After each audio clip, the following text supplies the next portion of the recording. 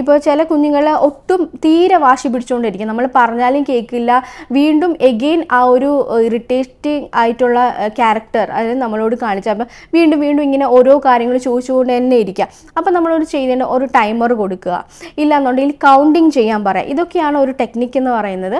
അത് നമ്മൾ ടൈമർ എന്ന് ഉദ്ദേശിക്കുന്നത് ഇപ്പോൾ ക്ലോക്ക് കാണിക്കുന്നത് നമ്മൾ 12 o'clock ആകുമ്പോൾ 11 o'clock ആയിട്ടുള്ളൂ, 12 ആകുമ്പോൾ ഞാൻ നിൻ്റെ അടുത്ത് വരാം, അപ്പോൾ നീക്ക് പറയാനുള്ള കാര്യങ്ങൾ എന്താണെന്ന് വെച്ചാൽ പറഞ്ഞോ, നമുക്കത് എന്താണെന്ന് വെച്ചാൽ ചെയ്യാം എന്നുള്ളൊരു പറഞ്ഞു കൊടുക്കുക. അപ്പോൾ ആ ഒരു വെയിറ്റിങ്ങിൽ അവർ ആ ടൈമറും ശ്രദ്ധിക്കും, 12 o'clock ആയോ എന്നുള്ള രീതിയിൽ പോകും.